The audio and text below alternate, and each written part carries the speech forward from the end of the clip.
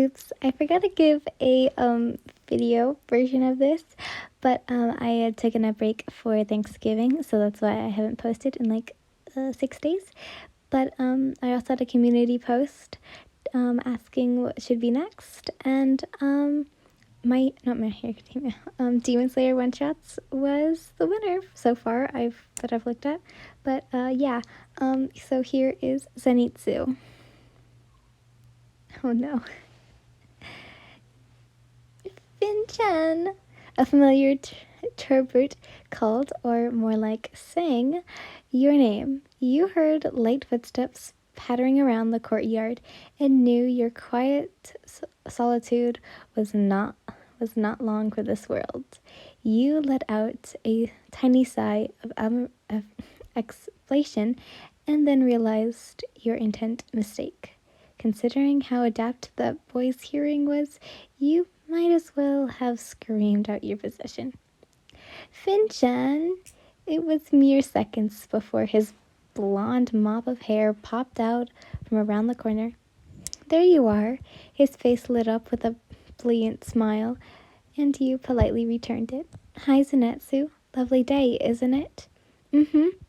He approached with a bounce in his step and knelt by your side at the edge of the wash bin. But not nearly as lovely as the flower in this garden. You eyed your surroundings for a moment in confusion. This side of the Wisteria estate wasn't housed to much shade to allow your natural growth. You were quite literally kneeling in a mix of patchy grass and dirt. It was then you caught him grinning directly at you, and you couldn't help but chuckle, not at the cleverness of his flirting, but just how proud he looked for coming up with that line. He seemed encouraged by your reaction and found the nerve to speak again. So what are you doing hiding all the way over here? Oh, I'm not hiding, just doing laundry. His lips curled into a tiny pout. It's not fitting for a lady to exert herself.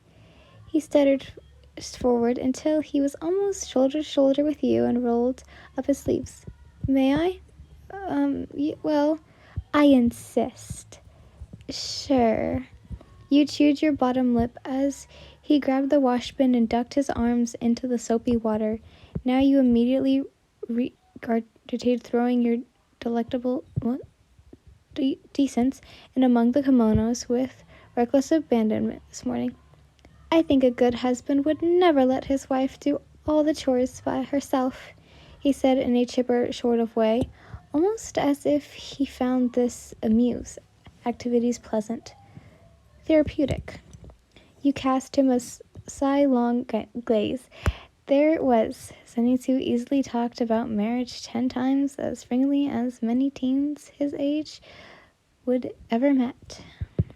If there were a record, he'd have definitely beaten it by now.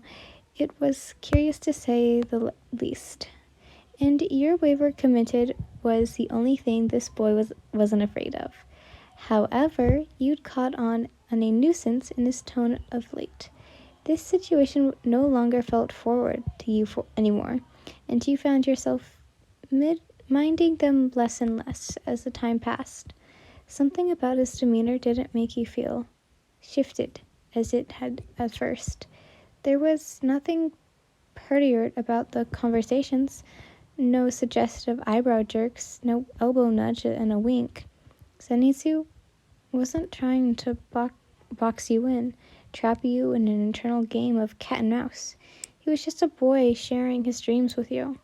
All he wanted was a simple life, to feel loved by someone, and in return he'd vowed to dote on that someone like crazy.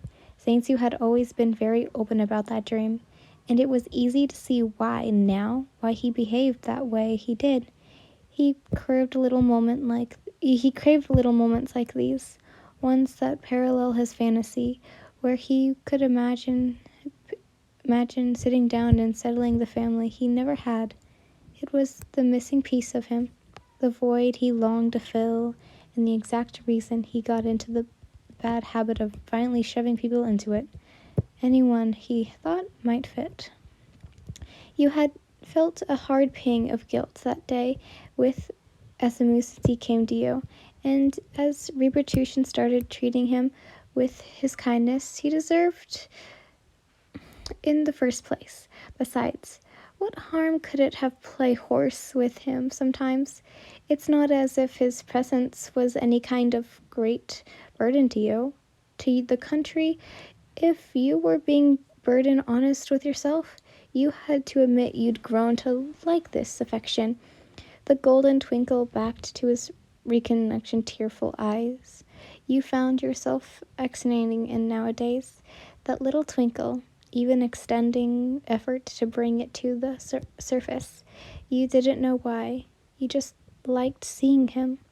Tanjiro tried to interfere between you two when he could, constantly accusing him of lying things on too thick.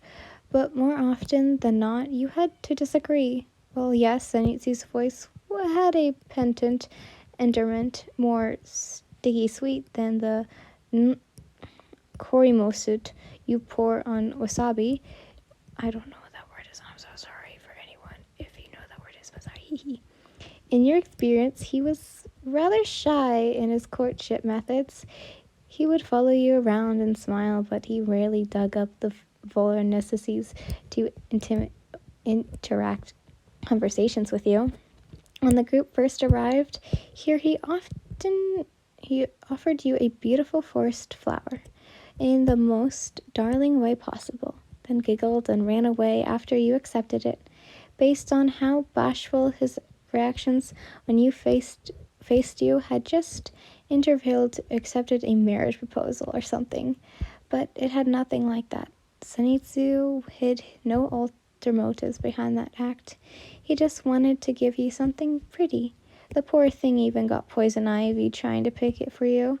According to a chuckling Inosuke, the blonde had skipped into the forest barefoot in his pajamas, humming a love song, so it was his own damn fault.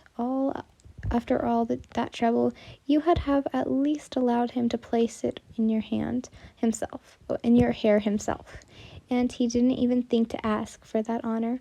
You felt your affection grow alongside your smile as the scene danced before your lashes. That's cleverness of you. You gave a response to his offer, and also to the memory. You think so? He locked eyes with you, as if wanting for some sort of punchline. I do. When his sharp ears heard no trace of dissent in your voice, he blushed down at the tempted water. Your brows furrowed gently as his expression. You thought those words would make him smile for sure. Well, you'd be the first then. A certain sadness seemed to thicken in his throat, and it felt as though a vein of gloom had suddenly tainted his sunny outdoors. A sober sense filled the air for a moment before you passed him an outmost layer of your kimono. Beneath the water your fingers brushed his in the position, and you suddenly yanked your hand back. Sorry. He turned his face away, but it didn't hide the hurt expression in his features.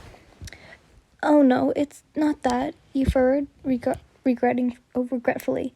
Zenitsu cleared his throat and nodded in understanding as you returned your hands to the brace.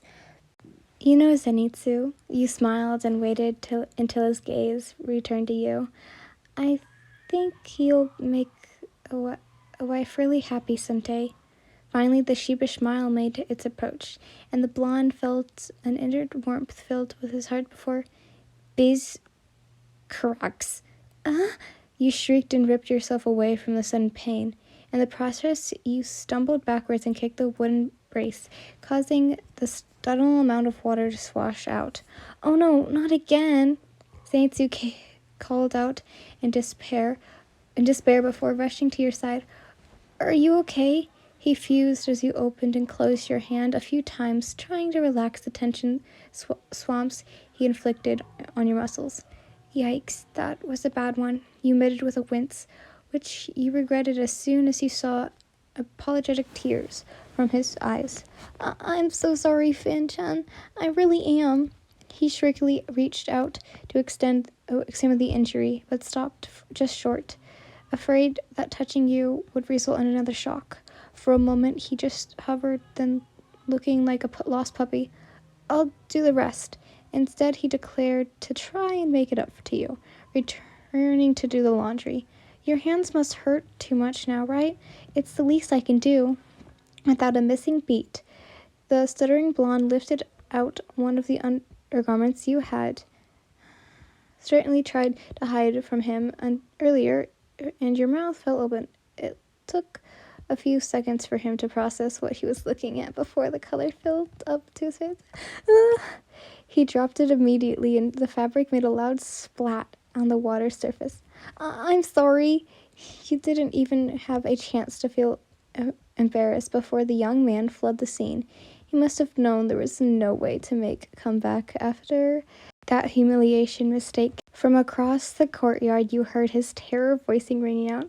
I'm a disgrace. You flopped onto your back with a deep sigh, still relieving from that encounter. It was painful in your hands, and also whatever area in your body that shame come from. But somehow you found yourself wanting to smile. Not more than a few minutes passed before Tanjiro's emerald black hori caught your eye. You sat back up and greeted him, nothing the gauze and band-aids he was carrying in his hands. Hey, Finn. He eyed you up and down, observing and obviously assessing your control damage. Zenitsu told me to bring you these. He bent down and held them out to you. He was beside himself. Is everything okay? You took a long look at Tanjiro, then at the clothes still hanging horizontal from the wash bin, and it was now that the horror finally caught up with you. You found yourself giggling uncontrollably. To be continued.